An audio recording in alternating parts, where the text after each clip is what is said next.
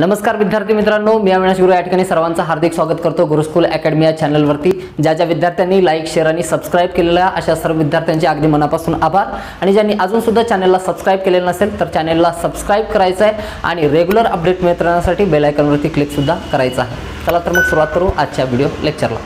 तर आजपासून आपण क्वांटिटेटिव्ह ॲप्टिट्यूडच्या व्हिडिओ सिरीजला या ठिकाणी काय स्टार्ट करतोय, ज्याच्यामध्ये मेन फोकस असणार आहे from basic to advance level पर्यंतची काय सर्व प्रकारची तयारी या व्हिडिओ सिरीजच्या मार्फत तुमची काय करून घेतली जाणार आहे।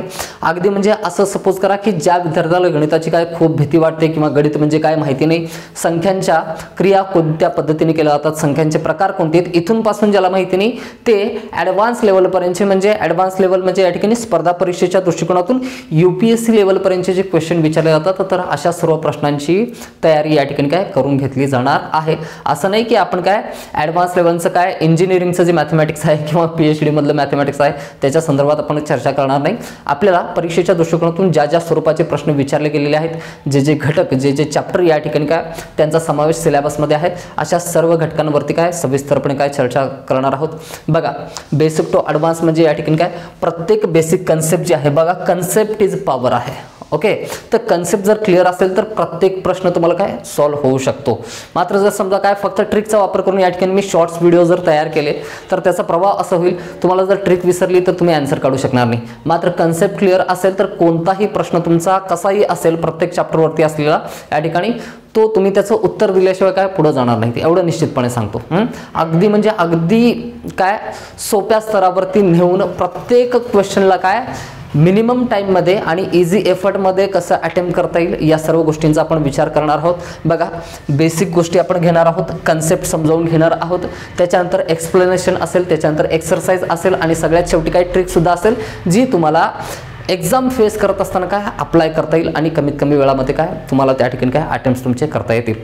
तर क्वांटिटेटिव्ह ॲप्टिट्यूडच्या संदर्भात जर सांगायचं झालं तर बघा, म्हणजे अगदी यूपीएससी त्याच्यानंतर काय राज्यसेवा असेल, कोणती स्टेट पीसीएस असेल किंवा एमपीएससी असेल, एमपीएससी अंतर्गत घेतला जाणार काय या ठिकाणी काय क्लास 1 आणि क्लास 2चा पेपर असेल, ज्याला राज्यसेवा पूर्वचा पेपर म्हणतो, ग्रुप बी चा पेपर असेल, त्याच्यानंतर ग्रुप सी चे जे पेपर आहेत, तर कुठल्या कुठल्या काय पेपर्सचा किंवा कुठल्या कुठल्या पोस्टचा त्याच्यामध्ये काय समावेश होतो हे सगळं तुम्हाला काय माहिती आहे। सपोज करून आपण काय चालू ओके, तर हे झाले काय एमपीएससी अंतर्गत काय घेतले जाणारे पद, प्रत्येक पेपरमध्ये या ठिकाणी काय क्वांटिटेटिव्ह ॲप्टिट्यूडचा समावेश केलेला आहे।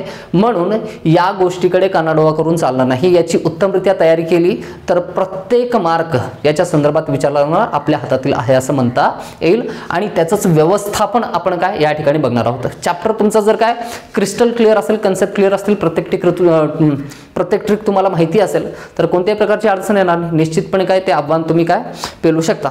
बघा, केंद्र सरकार अंतर्गत या ठिकाणी घेतली जाणारी जी काय सिव्हिल सर्व्हिसेस एक्झाम आहे, यूपीएससी आहे, त्याच्यानंतर रेल्वेची एक्झाम आहे, एसएससी सीजीएलचा पेपर आहे, एसएससीचा पेपर असेल, आयबीपीएसचा पेपर आहे, आयबीपीएस क्लर्कचा पेपर आहे, त्याच्यामध्ये काय वेगवेगळे पोस्ट आहेत, वेगवेगळ्या काय परीक्षा त्या ठिकाणी काय होत असतात। तर असे सर्व पेपर, त्याच्यानंतर बीबीए सीईटी असेल, एमबीए सीईटी असेल, कॅम्पस इंटरव्ह्यू असेल, असं कोणतेही क्षेत्र नाही, कोणतेही काय स्पर्धा परीक्षा नाही जो वर्बल असेल, नॉन वर्बल असेल या ठिकाणी किंवा इंटरव्ह्यू असेल, प्रत्येक ठिकाणी क्वांटिटेटिव्ह ॲप्टिट्यूड वरती तुमचं काय कमांड असणं आवश्यक असतं। बघा, त्याच्यानंतर तलाठीचा पेपर होतो, पोलीस भरतीचा पेपर आहे, जवळपास 50% वेटेज त्या ठिकाणी फक्त मॅथ्स आणि काय रिझनिंगला दिलेला आहे।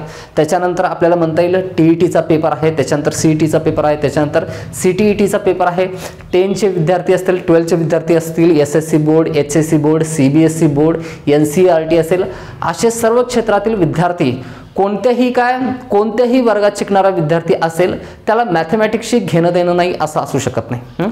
जर तुम्ही स्पर्धा परीक्षांची तयारी करताय तर कॉम्पिटिटिव्ह ॲप्टिट्यूड जे आहे तर तुम्हाला येणं आवश्यक आहे आणि ते चॅलेंज आपण काय एक्सेप्ट करतो त्या ठिकाणी आणि एक एक चॅप्टर जसं आपण कंप्लीट करत जाऊ। अगोदर बघा, डायरेक्ट चॅप्टरला आपण हात घालणार नाही एवढं लक्षात घ्या। ओके, अगदी काय ज्याला शून्य माहिती आहे मॅथमॅटिक्स म्हणजे काय हा शब्द ज्यांनी काय पहिल्यांदा ऐकला असेल अशा विद्यार्थ्यांनी जर काय व्हिडिओ काय सिरीजला सुरुवात केली तर एंड ऑफ द स्टोरी आपल्याला असं सांगता येईल की मॅथमॅटिक्स कमजोर असणार नाही कोणत्या विद्यार्थ्याचं, हे निश्चितपूर्वक काय सांगू शकतो या ठिकाणी। तर याचे रिझल्ट जे आहेत ते पहिल्या व्हिडिओमध्ये दिसणार नाहीत, नंतर काय तुमच्यामध्ये होत जाणार बदल आणि तुमचा होणारा अभ्यासच काय सांगेल या ठिकाणी। तर चांगल्या पद्धतीने प्रतिसाद द्यायचा आहे। तर चला तर मग सुरुवात करू आजच्या पहिल्या चॅप्टरला, क्वांटिटेटिव्ह ॲप्टिट्यूडचा मूळ गाभा ज्याला म्हणता येईल, मेन बेसिक ज्याला म्हणता येतं, ते आहे नंबर सिस्टीम. अगोदर आपल्याला संख्या माहीत असणं आवश्यक असतं. संख्यांचे अभ्यासाच्या दृष्टिकोनातून प्रकार कोणते कोणते केलेले आहेत आणि कोणत्या कोणत्या प्रकारांवरती काय प्रश्न विचारले जातात. अगदी मूळ प्रश्नापासून, अगदी बेसिक प्रश्नापासून ते ॲडव्हान्स लेवलच्या क्वेश्चनपर्यंत आपण बघणार आहोत. बघा, एखादी काय मोठी स्पर्धा परीक्षा आहे, समजा राज्यसेवा पूर्व परीक्षेचा पेपर आहे सीसॅटमध्ये. या ठिकाणी रेल्वेवरचा गणित असेल, सरासरीवरचा गणित असेल, रेशोवरचा गणित असेल, तर तो गणित सॉल्व्ह करण्यासाठी त्यासुद्धा विद्यार्थ्यांना नंबर सिस्टीम आणि त्यातील सर्व प्रकारचे जे ऑपरेशन्स आहेत, ॲडिशन, सबट्रॅक्शन, मल्टिप्लिकेशन, डिव्हिजन असेल, सर्ट्स असतील, तर म्हणजे करणी असेल, तर घातांक असेल, अशा सर्व प्रकारचे नियम जे बेसिक रूल आहेत मॅथमॅटिक्समधले त्याच्याबद्दल माहीत असणं आवश्यक आहे. ओके, जी कन्सेप्ट तुमची क्लिअर आहे, प्रत्येक विद्यार्थ्यांनी प्रत्येक व्हिडिओ डिटेलमध्येच बघावं असं नाही. जे क्लिअर असतं त्या ठिकाणी बघण्याची आवश्यकता नाही. मात्र असं सुद्धा निघून येतं आतापर्यंत, म्हणजे एक ॲडिशन आहे, समजा आतापर्यंत आपण ॲडिशन करतो. एक उदाहरण सपोज करा, मी काय कोणत्या घटकाला महत्त्व द्यायचं आणि कोणत्या घटकाला महत्त्व द्यायचं नाही हे सांगतो. आतापर्यंत ॲडिशन तुम्ही एका पद्धतीनं करत आलात आणि कितीही मोठा नंबर असेल, तुम्हाला मॅक्झिमम काय 5 सेकंड्स लागत असतील मॅक्झिमम ॲडिशन करण्यासाठी. तर अशी एखादी ट्रिक असेल, अशी एखादी नवीन पद्धत असेल जी मी या ठिकाणी इंट्रोड्यूस करेन, ज्या ठिकाणी तुमचा मॅक्झिमम 5 सेकंद लागणारा टाइम मॅक्झिमम 2 सेकंदावरती येऊ शकतो. तर आशा अशी करतो की प्रत्येक पॉईंट या ठिकाणी काय तुम्ही लक्षपूर्वक प्रिपेअर कराल, तुम्ही लक्षपूर्वक या ठिकाणी काय बघून घ्याल आणि त्याच्यानंतर ठरवाल की आतापर्यंत वापरलेली पारंपरिक पद्धत तुमच्यासाठी योग्य असेल की या ठिकाणी शिकवली जाणारी जी ॲडव्हान्स मेथड आहे क्वेश्चन सॉल्व्ह करण्याची, तर ती तुमच्यासाठी काय उपयोगी ठरेल. ओके, चला तर मग सुरुवात करू. तर number system, basic of the competitive aptitude, types of number system. बघा, टाइप्स ऑफ नंबर सिस्टीम बघत असताना या ठिकाणी संख्यांचे प्रकार कोणते कोणते आहेत बघू आपण. बघा, गणितामधील प्रत्येक क्रिया डिपेंड करते कशावरती, संख्यांवरती. आणि जेवढे काही प्रकार असतील, बघा नंबर सिस्टीम हा चॅप्टर झाल्याच्या नंतर फायनल आपला उद्देश काय असेल, कोणत्याही प्रकारची नंबर सिस्टीम मधील कोणत्याही प्रकारची जर काय प्रश्न आला तर त्या संख्यांच्या 4 प्रकारच्या क्रिया आपल्याला करता येणं आवश्यक आहे. कोणत्या कोणत्या क्रिया आहेत? There are 4 mathematical operations which are they addition, subtraction, multiplication आणि डिवायडेशन किंवा डिव्हिजन असेल. ओके, तर साधारण संख्या असतील तर त्यांचा गुणाकार भागाकार येतो आपल्याला. मात्र संख्या जर काय अपरिमेय प्रकारच्या असतील तर त्यांची ॲडिशन कशी केली जाते, संख्या जर दशांश अपूर्णांक असतील तर त्यांची ॲडिशन कशी केली जाते, जी माहिती आहे त्याच्याबद्दल चिंता करायची आवश्यकता नाही. जे तुम्हाला माहिती नाही आणि आतापर्यंत ज्या पद्धतीने तो मी सॉल्व्ह केलेलं नाही, तर अशा सर्व घटकांवरती आपण काय बघणार आहोत. तर सगळ्यात अगोदर आजच्या पिरियडमध्ये आपण काय नंबर सिस्टीम जी आहे ती एक फ्लोचार्टच्या स्वरूपात काय समजावून घेऊ. फ्लोचार्ट झाल्याच्या नंतर प्रत्येक टाईप आपल्याला घ्यायचा आहे आणि तो पूर्णपणे क्लिअर करायचा आहे. या ठिकाणी त्याच्याबद्दल कोणत्याही प्रकारचा डाऊट असणार नाही आणि डाऊट जर असेल तुम्हाला तर कमेंट बॉक्समध्ये काय नक्की विचारायचं आहे. ओके, बघा संख्यांचे या ठिकाणी काय मूळ 2 प्रकार केले जातात. बघा कोणते कोणते 2 प्रकार केले जातील. एक आहे रिअल नंबर आणि दुसरा आहे इमॅजिनरी नंबर. रिअल नंबर म्हणतो आपण वास्तव संख्यांना, वास्तव संख्या या ठिकाणी, आणि या आहेत काल्पनिक संख्या, इमॅजिनरी नंबर. बघा या ठिकाणी आपल्याला प्रत्येक संख्येच्या बाबतीत एक्झाम्पल जर काय आयडेंटिफाय करता आला, दिलेली संख्या जर आयडेंटिफाय करता आली तर याचा अर्थ तुम्हाला या दोघांमधला बेसिक डिफरन्स जो आहे तो लक्षात आलाय असं म्हणायला हरकत नाही. समजा एखादी सामान्य संख्या आहे, कुठली आहे, धन संख्या असेल, ऋण संख्या असेल, कुठलीही संख्या असेल, म्हणजे असं म्हणेन तुम्ही तुमचं मॅथमॅटिक्सचं कॉम्पिटेटिव्ह ॲप्टिट्यूडचं कोणतंही बुक असेल उघडा, त्याच्यामध्ये दिलेलं प्रत्येक एक्झाम्पल, त्याच्यामध्ये दिलेले प्रत्येक काय कुठलाही नंबर असेल तर त्या सर्व कोणत्या असतात, वास्तव संख्या आहेत. असं का म्हणतोय, कारण काल्पनिक संख्या आपल्या पुस्तकामध्ये दिलेल्या नाहीत. काल्पनिक संख्या बघा या ठिकाणी एक एक्झाम्पल घेऊ आपण. काल्पनिकचं एक्झाम्पल इकडे लिहीन मी. बघा 3 + 2i असा नंबर मी या ठिकाणी लिहिलेला आहे. 3 + 2i. बघा या ठिकाणी 3 ही एक काय साधारण संख्या आहे, नॉर्मल नंबर आहे. ओके, किंवा रिअल नंबर आहे असं म्हणता येईल. पुस्तकांमध्ये आपण बघतो, पण 2i नंबर आपण कधी बघितलंय का? नाही. बघा जे इंजिनिअरिंग लेवलचं मॅथमॅटिक्स असतं ॲडव्हान्स लेवलचं, तर त्या ठिकाणी आहे ना अशा इमॅजिनरी नंबरचं ज्या नंबरसोबत आय लिहिलेलं असतं तो नंबर कोणता असतो, इमॅजिनरी नंबर असतो, ती काल्पनिक संख्या असते. तर स्पर्धा परीक्षेच्या दृष्टिकोनातून अभ्यास करत असताना जर 2iचं क्वेश्चन या ठिकाणी इमॅजिनरी नंबरवरती क्वेश्चन आपल्याला काय विचारला जात नाही. मी म्हणेन 99.999% क्वेश्चन याच्यावरती विचारला जात नाही, म्हणून हा प्रकार आपल्याला करायचा नाही किंवा करण्याची आवश्यकता नाही, जो की असा असतो 3+2 आहे या ठिकाणी. तर आपल्याला अभ्यास करायचा आहे वास्तव संख्येच्या संदर्भात. सर्व गणितामध्ये वापरले जाणारे क्वांटिटिव्ह या ठिकाणी काय स्पर्धा परीक्षेमध्ये तर ते क्वेश्चन कशावरती असतील, वास्तव संख्येवरती असतील. आता वास्तव संख्याचे रिअल नंबरचे काही टाईप आहेत. 2 प्रमुख प्रकारांमध्ये याचं वर्गीकरण केलेले आहे. तर बघू, सगळ्यात शेवटी आपण जेव्हा पोहोचू तेव्हा आपल्या लक्षात येईल की हे सर्व प्रकारची संख्या म्हणजे काय, वास्तव संख्या आहेत.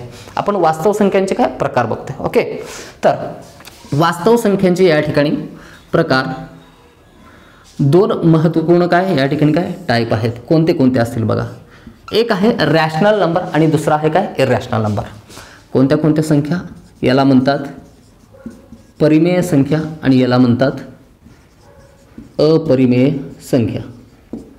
बघा दोघांमधला डिफरन्स काय, मी असं सांगेन, the number which is written in the form of P/Q and Q is not equal to 0 that number is known as rational number. Okay, असं म्हणता येईल. आणि जे रॅशनल नाहीत ते कसे आहेत, इररॅशनल आहेत असं म्हणता येईल. मग आता रॅशनल कोणते आहेत हे तर आपल्याला समजायला पाहिजे. बघा एक्झाम्पलमध्ये अगदी आहे ना, ग्रुप डीचा आहे ना या ठिकाणी पेपर आहे समजा, त्याच्यामध्ये दिलेला आहे खालीलपैकी अपरिमेय संख्या ओळखा. तुम्हाला ओळखता येणं म्हणजेच काय, हे दोन्ही घटक तुम्हाला काय पूर्णपणे क्लिअर आहेत. ओके, वेगवेगळ्या पद्धतीने मी सांगण्याचा प्रयत्न करेन. ज्या पद्धतीने तुम्हाला लक्षात ठेवायला सोपं जाईल त्या पद्धतीने काय लक्षात ठेवायला हरकत नाही. फक्त एकच मेथड नाही तर सगळ्यात बेस्ट जी मेथड असेल तुमच्यासाठी, तर अशा सर्व मेथडचा या ठिकाणी काय समावेश करणार आहे, जेणेकरून तुम्हाला कोणत्याही प्रकार काय अडचण येणार नाही. बघा, परिमेय संख्या ज्या संख्या अंश आणि छेदाच्या स्वरूपात म्हणजे P/Q स्वरूपात लिहिलेल्या असतात आणि Q ची व्हॅल्यू कधीही 0 असत नाही, अशा संख्यांना आपण काय म्हणतो, परिमेय संख्या असं म्हणतो. आणि या परिमेय संख्या लिहिण्याच्या वेगवेगळ्या पद्धती असतात. एक पद्धत कोणती आहे, P/Q. बघा या ठिकाणी एक्झाम्पल असं म्हणता येईल, समजा 2/3 ही परिमेय संख्या आहे. 1/2 म्हणजे कंडिशन जी दिलेली आहे ती कंडिशन सॅटिस्फाय करणारा प्रत्येक नंबर काय असेल, परिमेय संख्या असेल, इरॅशनल नंबर असेल. 1/2 -3/8 असेल या ठिकाणी, तर ही सुद्धा परिमेय संख्या आहे. काय म्हणलंय फक्त P/Q म्हणजे या स्वरूपामध्ये संख्या लिहिली आहे आणि Q बरोबर 0 लिहिले का आपण. आता 0/2 ही एक परिमेय संख्या आहे, मात्र 2/0 ही परिमेय संख्या असू शकत नाही, कारण मूळ अटच ही सांगितलेली आहे की अंश आणि छेदाच्या स्वरूपात लिहिली जाणारी संख्या जी असते तर त्याच्या छेदामध्ये 0 असेल तर ती परिमेय संख्या असत नाही, आणि जर 0 नसेल तर ती परिमेय संख्या असते. आता अपरिमेय संख्येच्या संदर्भात बघा, ज्या वेळेस आपण बेसिक गोष्ट लक्षात घ्या, मी तुम्हाला काय ट्रिक सुद्धा सांगेन या ठिकाणी. अगोदर बेसिक लक्षात घ्या, ज्या वेळेस आपण या परिमेय संख्येला काय भाग देण्याचा प्रयत्न करतो तर भाग काय जाईल या ठिकाणी, 3×1 भाग जात नाही म्हणून 0चा भाग दिला, पॉईंट दिला, 20 झाले. 3×18 3×18 3×18 अशा पद्धतीने हा भागाकार काय अनंतापर्यंत काय कधी संपत नाही. ओके, तर याला काय म्हणतो आपण, काही एक्झाम्पल असतात दशांश अपूर्णांकाचे म्हणजे पॉईंटवाल्या संख्या. 2.5 ही एक काय दशांश अपूर्णांक संख्या आहे. ही कोणती आहे, दशांशानंतर संख्यांची आवृत्ती होते, याला आवर्ती दशांश अपूर्णांक असं म्हणतात. हा दशांश अपूर्णांक, याला काय आवर्ती दशांश अपूर्णांक म्हणतात.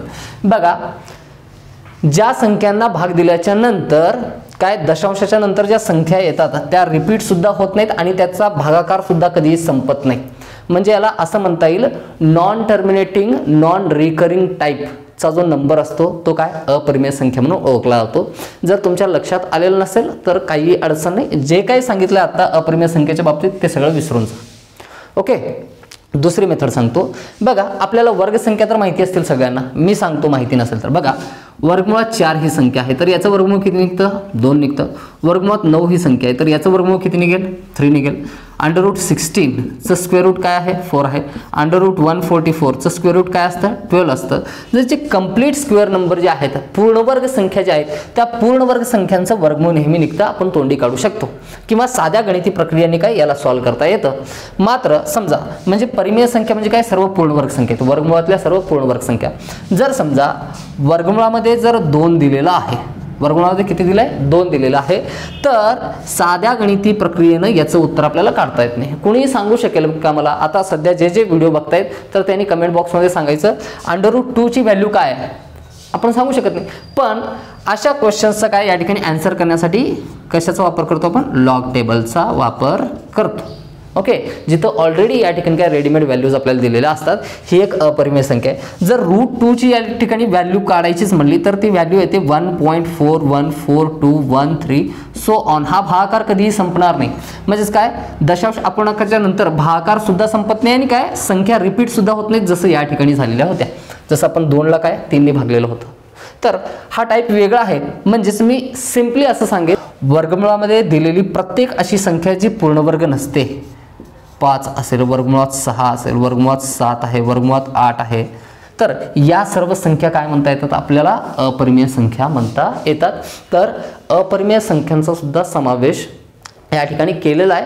पण ज्यावेळेस काय गणिती क्रिया करतो तर यांचा संदर्भ जास्तीत जास्त काय येणार नाही आपल्याला. ओके, तर अप्लाइड मॅथमॅटिक्समध्ये. ओके, मग परिमेय संख्या जे आहेत, आता परिमेय संख्यांचे आपल्याला प्रकार बघायचे. परिमेय संख्या म्हणजे लक्षात आलंय, परिमेय संख्या म्हणजे अशी संख्या जी पी छेद क्यूच्या स्वरूपात लिहिली असते आणि क्यूची व्हॅल्यू 0 असता कामा नये.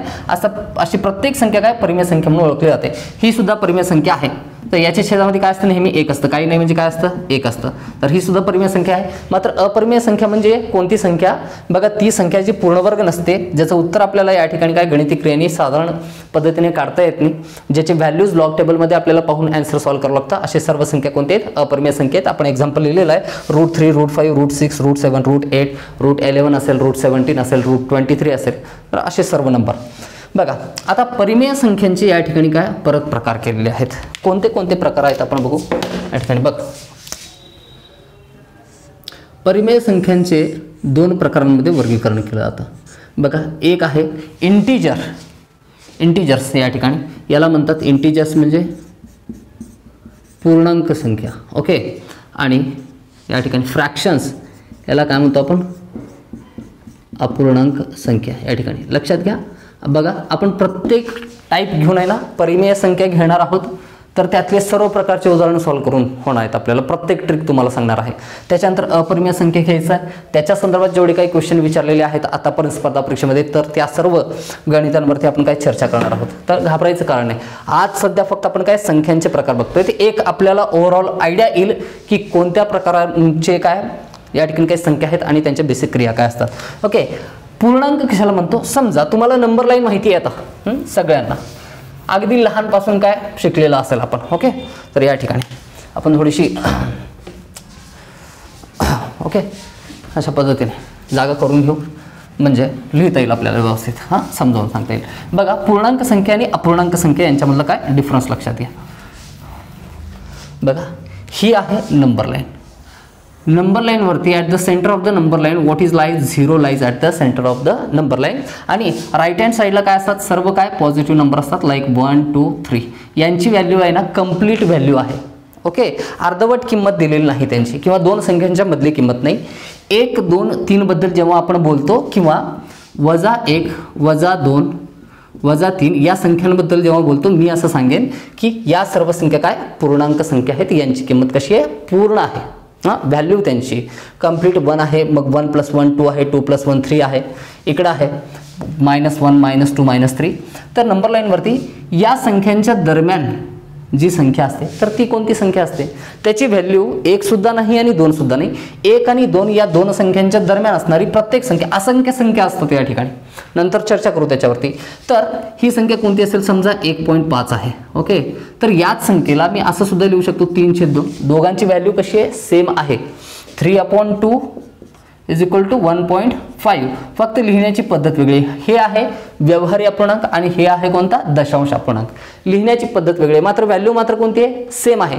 तर ही व्हॅल्यू जी आहे तर ती पूर्ण नाही, ती कशी आहे, अपूर्ण आहे, म्हणून त्याला काय म्हणतो, अपूर्णांक म्हणतो. आता अपूर्णांकाचे याला म्हणतात फ्रॅक्शन. ओके, तर अपूर्णांकाचे वेगळे प्रकार आहेत. एक दशांश अपूर्णांक आहे, दुसरा व्यवहारी अपूर्णांक. व्यवहारी अपूर्णांक म्हणजे तोच जी संख्या परिमेय संख्यामध्ये आपण बघितली होती, काय न्यूमरेटर अपॉन डिनॉमिनेटरच्या फॉर्ममध्ये जे लिहिलेलं असतं, किंवा P/Q फॉर्ममध्ये जे लिहिलेलं असतं. अपूर्णांक याच्यावरती आपण नंतर चर्चा करू. फरक लक्षात आला. पूर्णांक 1 2 3 0 -1 -2 -3.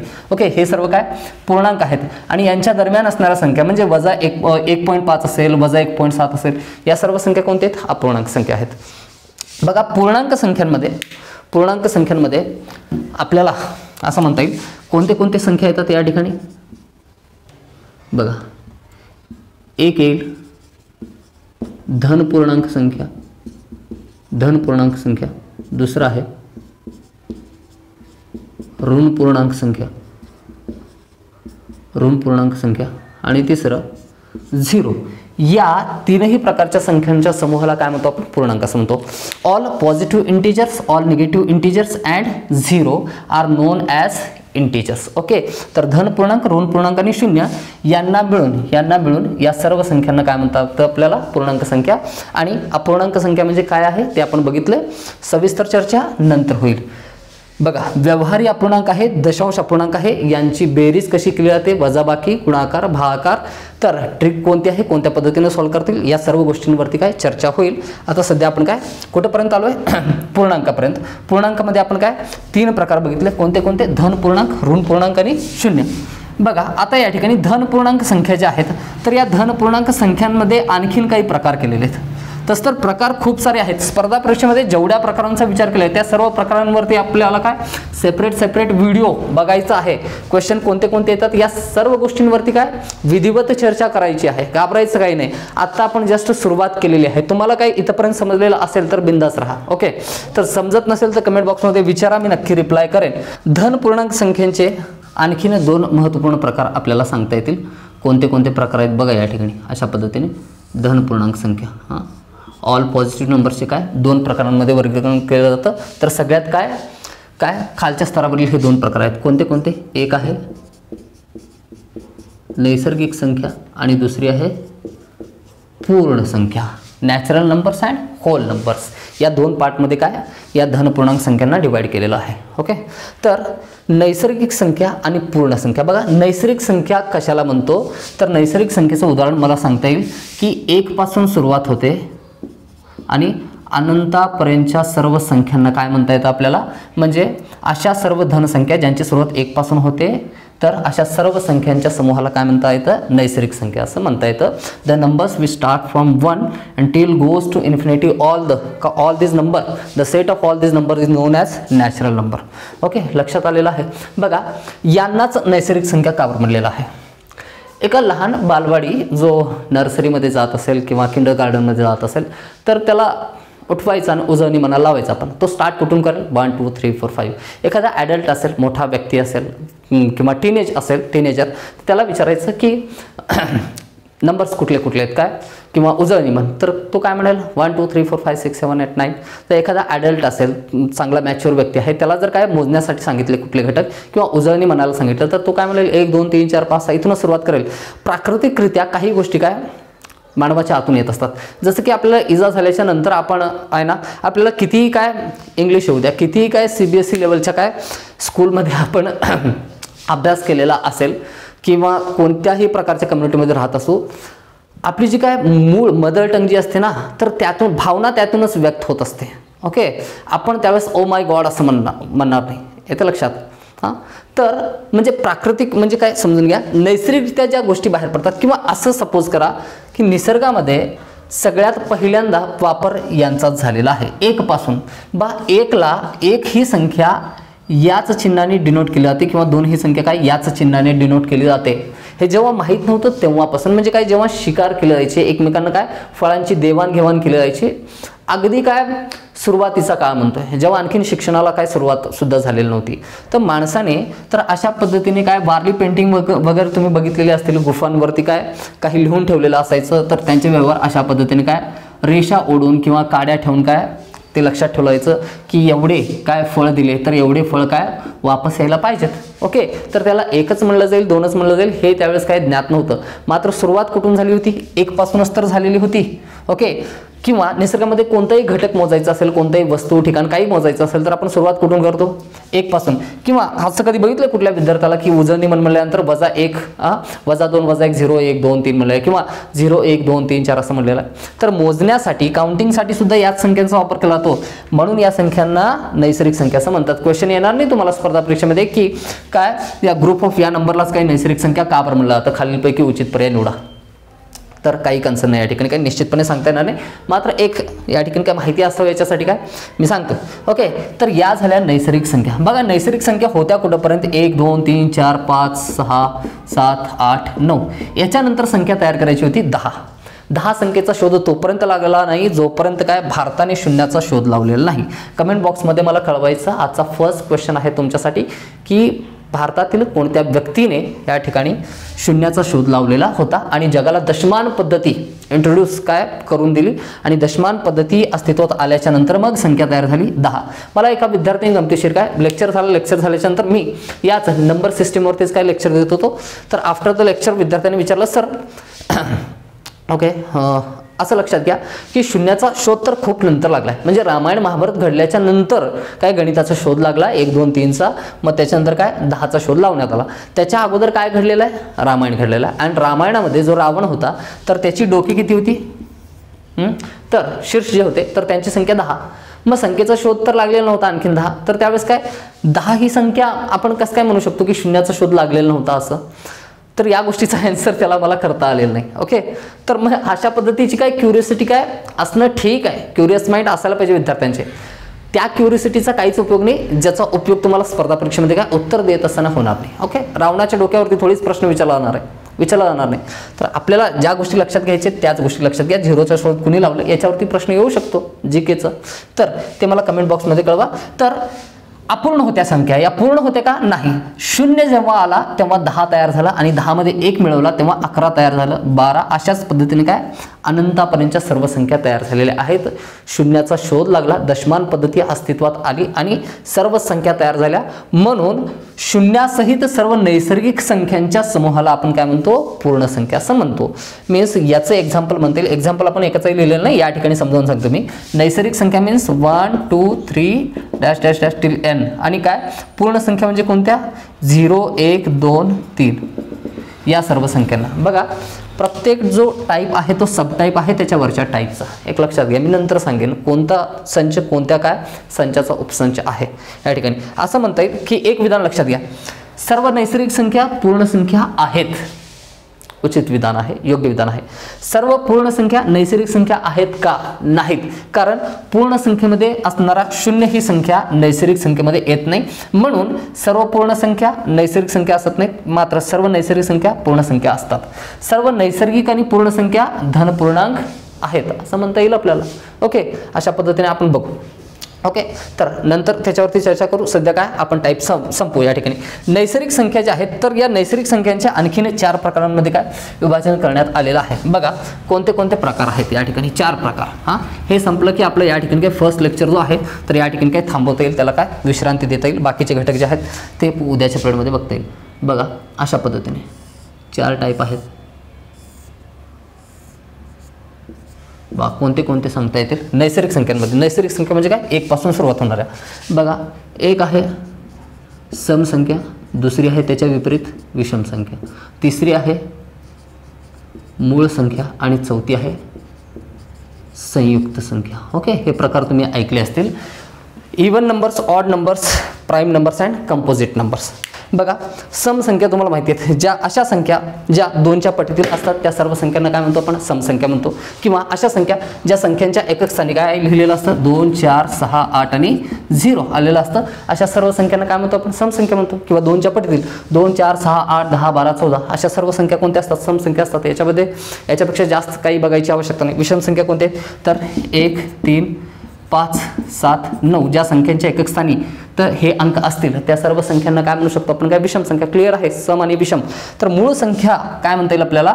बघा मूळ संख्या म्हणजे अशी संख्या ज्या संख्येला फक्त त्याच संख्येने भाग जातो. बघा मूळ संख्या म्हणजे अशी संख्या ज्या संख्येला फक्त त्याच आणि त्याच संख्येने भाग जाऊ शकतो, इतर कोणत्याही संख्येने भाग जात नाही. त्या आणि त्याच संख्येने आणि 1 या 2 संख्यांनीच काय भाग जातो.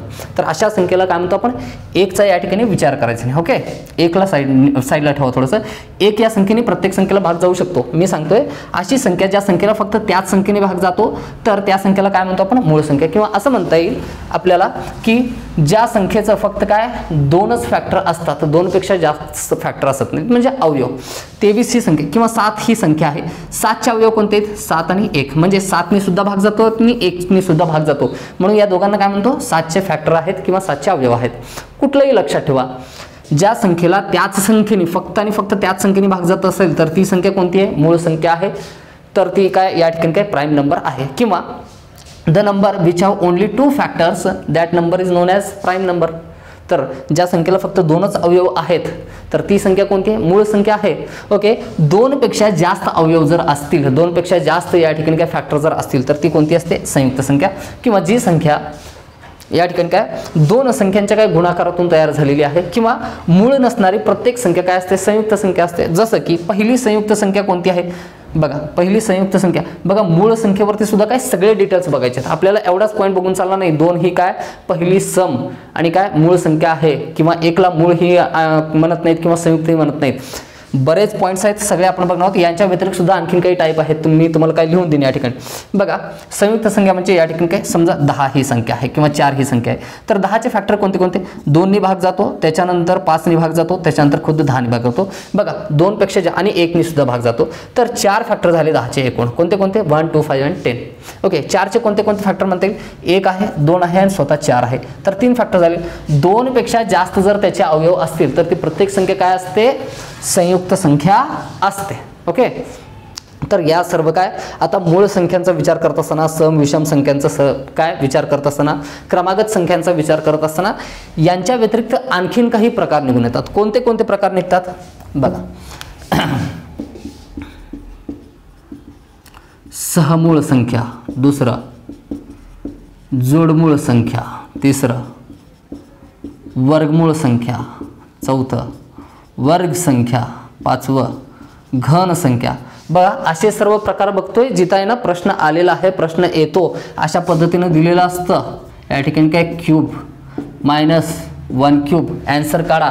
तर आपल्याला क्यूब कोणत्या पद्धतीने सोप्या पद्धतीने सॉल्व्ह करायचं आहे, कोणती ट्रिक आहे त्याच्या संदर्भात, तर तो बघण्यासाठी आपल्याला काय घन म्हणजे काय ॲक्च्युअलमध्ये तो प्रकार बघणं या ठिकाणी काय आवश्यक ठरतो. वर्ग असेल, घन असेल, त्याच्यानंतर या ठिकाणी प्रकार खूप सारे आहेत. बघा, समजण्यासाठी तुम्हाला आहे ना 2 मिनिट या ठिकाणी काय खूप झाले, मात्र एक्सरसाइज करण्यासाठी तुम्हाला जास्तीत जास्त वेळ काय कमी आहे. जेवढं एक्सरसाइज जास्त कराल तेवढं परफेक्शन येत जाईल आणि तेवढ्या जलद गतीने काय ट्रिक जे आहेत मी सांगितल्याच्यानंतर त्याचं ॲप्लिकेशन तुम्ही करू शकता. असं नाही की तुम्हाला कन्सेप्ट सांगितली, ट्रिक सांगितली आणि त्याच्यानंतर काय झालं म्हणजे जादू आली तुमच्या हातामध्ये, ट्रिकचा वापर केला आणि काय क्वेश्चन सॉल्व्ह केलं.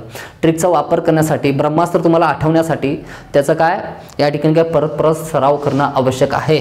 आणि काय स्पर्धा परीक्षा गुरुमंत्र आहे सराव, कन्सिस्टन्सी, सातत्यपूर्ण असणं आणि काय सराव करत राहणं, तर यश नक्की येईल.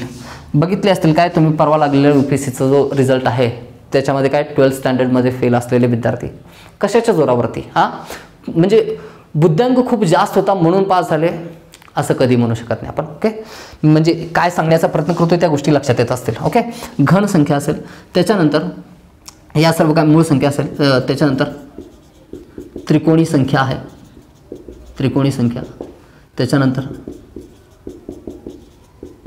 चौकोनी संख्या आहे.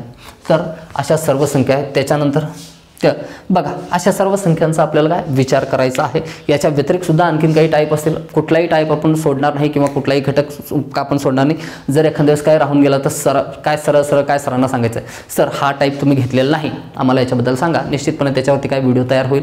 कुठल्याही प्रकारची अडचण असेल तुमची, काय प्रत्येक प्रकारची अडचण तुमचे कमेंट्स जे आहेत ते बघून या ठिकाणी काय सॉल्व्ह केले जातील. तर अशा पद्धतीने आज आपण काय नंबर सिस्टीममध्ये कोणत्या कोणत्या प्रकारच्या संख्यांचा समावेश होतो हे बघितलेलं आहे.